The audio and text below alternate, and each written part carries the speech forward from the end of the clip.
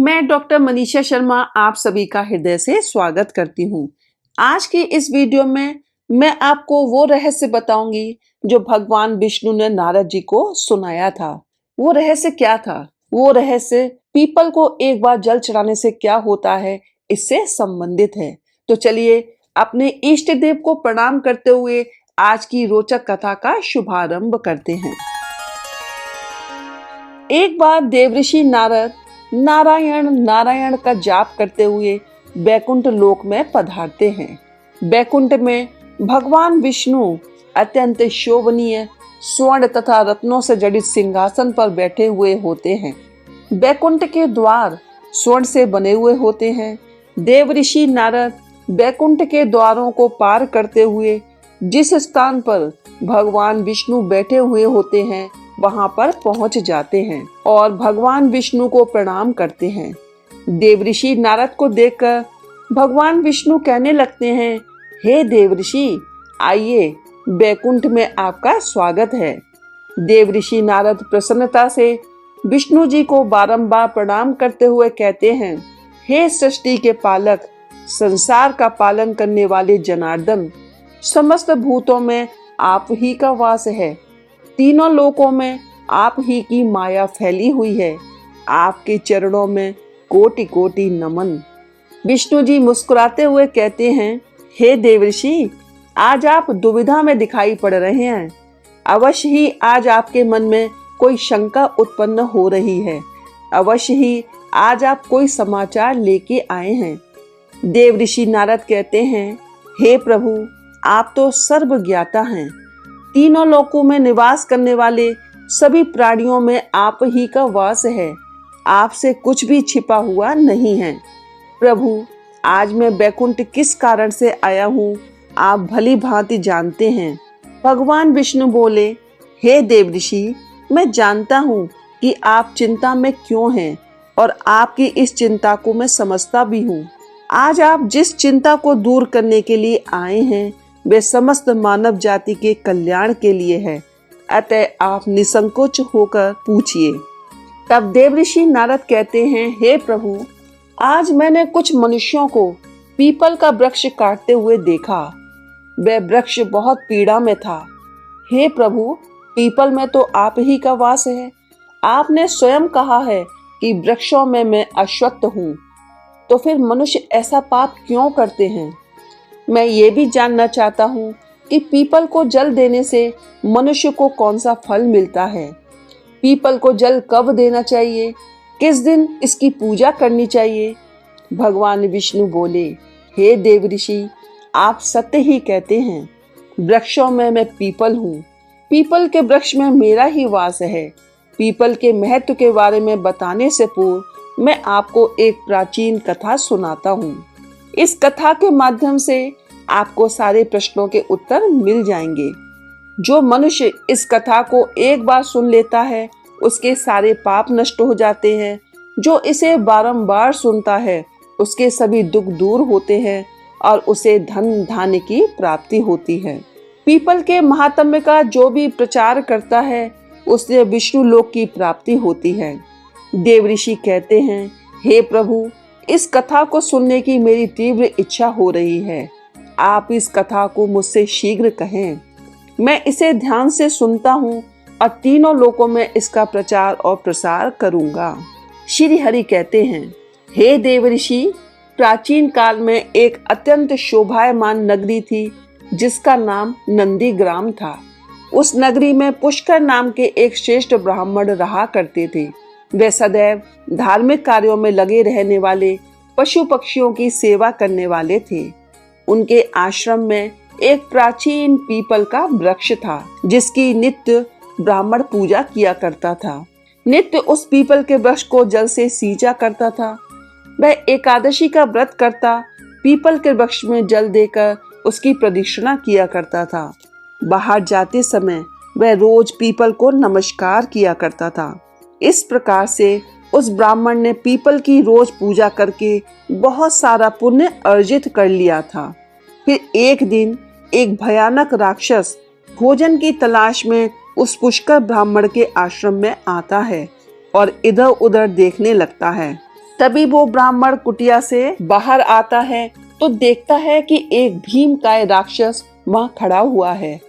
जैसे ही वह राक्षस उस ब्राह्मण को देखता है तो कहने लगता है कि वाह, आज तो बहुत बढ़िया ताजा ताजा मांस खाने को मिलेगा। यह ब्राह्मण तो बहुत ही सुंदर, जवान और गुणवान दिखाई पड़ रहा है। अभी मैं इसी को चबा डालता हूँ। लेकिन पुष्कर ब्राह्मण उस राक्षस को देखकर बिल्कुल भी भयभीत नहीं होता और उस राक्षस से कहने लगता है, हे राक्षस, इस गरीब की कुटिया में तुम्हारा स्वागत है। तुम बहुत भूखे दिखाई दे रहे हो। कहो, भोजन में मैं तुम्हें क्या दूं?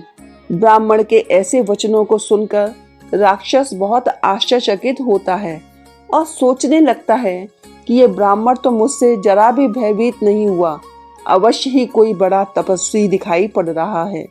तब राक्षस बोला, हे महात्मा, आप कौन हैं और आप इस वन में क्यों रह रहे हैं? मुझे देखकर आपको जरा सा भी डर नहीं लग रहा? तब वो ब्राह्मण कहते हैं, हे राक्षस, मैं भगवान विष्णु का भक्त हूँ। मुझे इस संसार में किसी भी चीज का कोई भय नहीं है। इसलिए तुम बताओ, तुम्हें क्या चाहिए? तुम्हारी जो भी इच्छा हो वो पूरी की जाएगी। आओ, इस वृक्ष के नीचे आसन ग्रहण करो। जैसे ही वो राक्षस उस पीपल वृक्ष के नीचे चला जाता है तो उसका शरीर जलने लगता है और तुरंत ही उसकी मृत्यु हो जाती है। उस राक्षस के शरीर से एक दिव्य मनुष्य प्रकट होता है। उस मनुष्य को राक्षस की योनि से मुक्ति मिलती है। वह मनुष्य बड़ा ही प्रसन्न होता है और उस ब्राह्मण से कहने लगता है, हे ब्राह्मण देवता, ये कैसा चमत्कार है? ये कौन सा वृक्ष है जिसके नीचे ठहरते ही मुझे मुक्ति मिल गई? तब वह ब्राह्मण कहता है, हे महात्मा, ये पीपल का वृक्ष है। ये साक्षात भगवान विष्णु का ही रूप है। ये सभी पापों का नाश करने वाला है। इस वृक्ष के समीप आने से तुम्हारे सभी पाप नष्ट हो गए हैं। तब वो दिव्य मनुष्य स्वर्ग की ओर जाने लगता है। फिर एक दिन यमराज अपने दूतों को बुलाते हैं और कहते हैं, हे दूत, तुम जाओ और नंदीग्राम में निवास करने वाले पुष्कर नाम के ब्राह्मण को पकड़कर यहाँ पर लेकर आओ। यमराज का आदेश पाकर वे दूत यमलोक से धरती पर आते हैं और उस ब्राह्मण को जीवित ही पकड़कर यमलोक ले जाने लगते हैं। रास्ते में महात्मा पुष्कर उन दूतों से कहने लगते हैं, हे दूतों, तुम क्या कर रहे हो? मेरी तो मृत्यु भी नहीं हुई है और तुम लोग मुझे पकड़कर यमलोक क्यों ले जा रहे हो? तब दूत कहने लगते हैं, हे ब्राह्मण, तू चुपचाप हमारे साथ चल। यमराज ने हमें ऐसा आदेश दिया है। पता नहीं तूने ऐसा कौन सा भयंकर अपराध किया है, हम भी जानना चाहते हैं। तब वो ब्राह्मण शांत रहकर उन यमदूतों के साथ यमलोक जाने लगता है। यम के दूतों को भी बड़ा आश्चर्य होता है। ये ब्राह्मण ना तो विलाप कर रहा है, ना ही दुखी हो रहा है। हम जिन प्राणियों को उठाकर लाते हैं वो तो जोर जोर से विलाप करते हैं। फिर वे यमदूत उस ब्राह्मण को लेकर यमराज के पास पहुंचते हैं। जैसे ही वो यमराज उस ब्राह्मण को देखते हैं तो भयभीत हो जाते हैं और उन दूतों से कहने लगते हैं, अरे दूतों, तुमने ये क्या किया? तुम किसे उठाकर लाए हो? मैंने तुम्हें दूसरे पुष्कर नाम के व्यक्ति को लाने के लिए कहा था, जिसकी मृत्यु हो चुकी है। तुमने बड़ी भूल की है जो इस महात्मा को उठाकर यमलोक लेकर आ गए। इनका स्थान यहाँ पर नहीं है। भगवान विष्णु की भक्ति करने वाले, नित्य पीपल की पूजा करने वाले इन महात्मा को इनकी इच्छा के बिना यहाँ पर उठाकर लाना घोर पाप है। तब यम के दूत कहते हैं, हे धर्मराज, हमें क्षमा करें, हमसे बड़ी भूल हुई है। फिर वे यमदूत ब्राह्मण से क्षमा मांगते हैं और वो ब्राह्मण भी इन्हें क्षमा कर देता है। यमराज उन ब्राह्मण से कहते हैं, हे ब्राह्मण देवता, आपकी पत्नी तथा पुत्र आदि बहुत दुखी होकर, व्याकुल होकर रो रहे हैं। कृपया आप अपने घर वापस चले जाइए। अपने दूतों की भूल के लिए मैं आपसे क्षमा मांगता हूँ। कृपया आप अपने घर लौट जाएं। तब वो ब्राह्मण कहता है, हे धर्मराज, आपको प्रणाम है। इन दूतों से जो भूल हुई है उसके लिए तो मैं इनका आभारी हूँ। मुझे जीवित रहते हुए आपके दर्शन करने का सौभाग्य प्राप्त हुआ है। ऐसा सौभाग्य किसे प्राप्त होता है? हे धर्मराज, मेरी आपसे एक विनती है। मैं संपूर्ण नरकों का दर्शन करना चाहता हूँ, जहाँ पर पापी मनुष्यों को कष्ट भोगने पड़ते हैं। ब्राह्मण की बात सुनकर यमराज प्रसन्न हो जाते हैं और कहते हैं, हे ब्राह्मण देवता, ठीक है, यदि आपकी यही इच्छा है तो मैं आपकी इस इच्छा को अवश्य पूरी करूंगा। फिर यमराज पुष्कर को समस्त नरकों का दर्शन कराने के लिए ले जाते हैं। उसने देखा कि पापी जीव नरक में पड़कर कष्ट भोग रहे हैं। कोई शूली पर चढ़े हैं, कहीं को हिंसक पशु खा रहे हैं, कोई तपी हुई बालू पर चल रहे हैं और विलाप कर रहे हैं। कुछ पापियों को कीड़े खा रहे हैं, कुछ को उबलते हुए तेल के घड़े में पकाया जा रहा है। कुछ पापियों को यम के दूत भयंकर पीड़ा दे रहे हैं, कुछ अति शीत नरक में पीड़ा सहन कर रहे हैं, कुछ भयंकर अग्नि में गिरकर जोर जोर से विलाप कर रहे हैं। उन आत्माओं को दुख और पीड़ा भोगते हुए देखकर उस पुष्कर ब्राह्मण को बहुत दुख हुआ। वो उन कष्ट भोग रहे प्राणियों को देखकर कहने लगा, क्या आप लोगों ने पृथ्वी पर रहकर कोई पुण्य का कार्य नहीं किया, सो आपको यहाँ पर इतने कष्ट भोगने पड़ रहे हैं। यातना भोगने वाले उन प्राणियों ने कहा, हे विप्रवर, हम पापियों ने पृथ्वी पर कोई पुण्य कर्म नहीं किया था, इसी कारण से नरक में गिरकर सजा भुगत रहे हैं। दूसरों के घरों में चोरी की है, निष्पाप पशुओं की हत्या की है, अतिथियों का अनादर किया है, व्यभिचार किया है। इन्हीं दुष्कर्मों की वजह से नरक की अग्नि में दग्ध हो रहे हैं। हमने प्यासी गायों की बावली को तोड़ा है, हमने दान धर्म करने वालों को लूटा है, हमने कभी व्रत अनुष्ठान नहीं किए, अपनी स्त्रियों का त्याग कर दिया, हमने अपने मित्रों के साथ धोखा किया, लोगों की झूठी गवाही दी, निष्पाप लोगों को फंसाया है। इसी कारण नरक की सजा भुगत रहे हैं। फिर उस ब्राह्मण ने कहा, क्या कभी आप लोगों ने भगवान विष्णु का पूजन नहीं किया? इसी कारण से आप लोगों की ऐसी भयानक दशा हो गई है। जो मनुष्य पृथ्वी लोक पर रहकर भगवान विष्णु का पूजन करता है, ऐसी दुर्गति उसकी कभी नहीं होती है, उसे मोक्ष मिल जाता है। आपने कभी भगवान विष्णु के चरणों में मस्तक नहीं झुकाया है, इसी से आपको नरक की प्राप्ति हुई है। आपने कभी पीपल को जल नहीं चढ़ाया, पीपल को जल चढ़ाने से जन्मों जन्मों के पाप नष्ट होते हैं। फिर वे नारकीय जीव कहने लगते हैं, हे ब्राह्मण देवता, हमारा मन अत्यंत अपवित्र है, हम अपने पापों से अत्यंत दुख भोग रहे हैं। नरक की अग्नि से हमारा शरीर जल रहा था, लेकिन जो हवा आपके शरीर को छूकर हमारी ओर बह रही है, वो हवा हमें आनंद प्रदान कर रही है। नरक की अग्नि से हमें कष्ट नहीं हो रहा है। हे धर्मात्मा, कृपया आप कुछ देर यहीं पर ठहरिए, जिससे हमें कुछ समय के लिए सुख मिल सके। हे ब्राह्मण, आपके दर्शन करने से ही हमें संतोष हो रहा है, कृपया हम पापियों पर थोड़ी दया कीजिए। फिर यमराज कहते हैं, हे धर्मात्मा, अब आपने नरक देख लिया, अब आप अपने घर को लौट जाएं। आपकी पत्नी का रो रो कर बुरा हाल है। तब ब्राह्मण ने कहा, हे धर्मराज, इन प्राणियों को दुख में देखकर मैं कैसे चला जाऊं? इनका करुण क्रंदन मेरे कानों में पड़ता है तो मुझे बहुत दुख हो रहा है। इनकी दयनीय पुकार मुझे सुनाई दे रही है। हाय, मुझे बचाओ, मेरी रक्षा करो। मैं समस्त भूतों में विराजित भगवान विष्णु की आराधना करता हूँ। यदि मैं इन दुखी प्राणियों को छोड़कर चला जाऊं तो मेरा जीवन व्यर्थ हो जाएगा। यमराज बोले, हे ब्राह्मण श्रेष्ठ, आपको इन पापियों की चिंता नहीं करनी चाहिए। ये सभी अपने कर्मों का फल भुगत रहे हैं।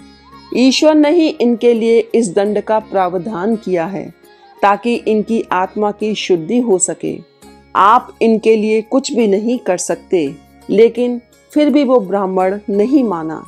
उसने उन नारकीय जीवों को मुक्ति दिलाने के लिए भगवान विष्णु से प्रार्थना करना शुरू कर दिया।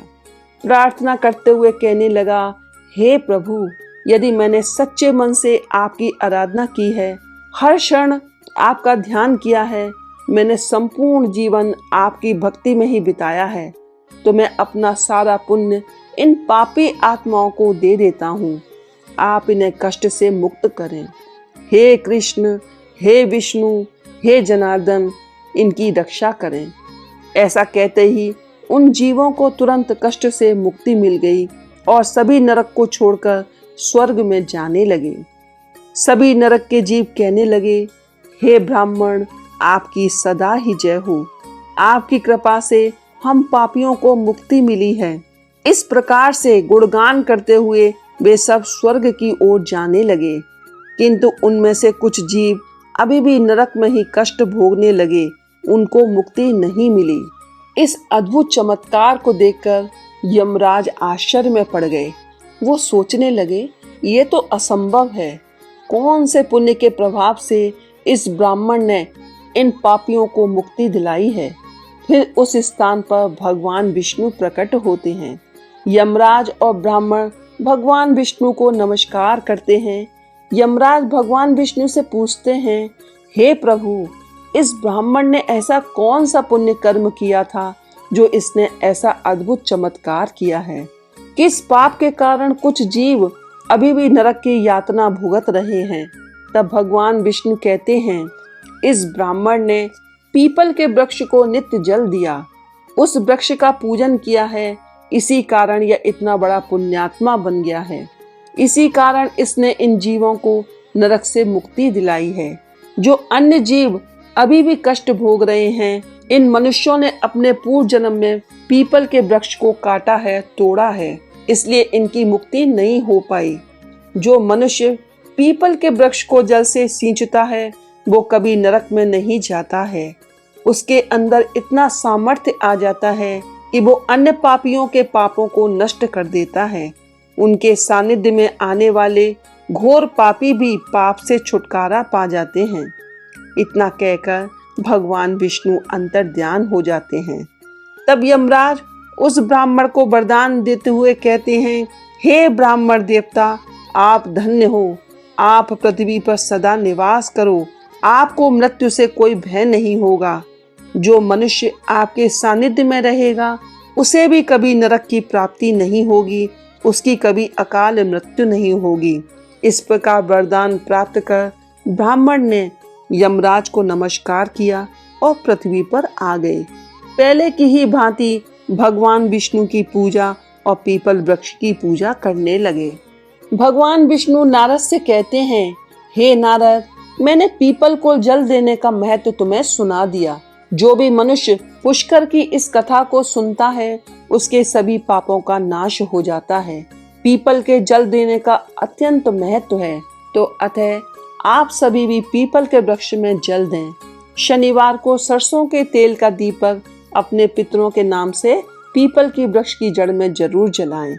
हर एकादशी पर पीपल वृक्ष की पूजा करें और परिक्रमा करें। बोलो भगवान विष्णु की जय हो। इस कथा को सुनने के लिए धन्यवाद। यदि आपको ये वीडियो पसंद आई हो तो इसे लाइक करें, शेयर करें, हमारे चैनल को सब्सक्राइब करें तथा बेल आइकन को प्रेस करें। हर हर महादेव, जय भोलेनाथ।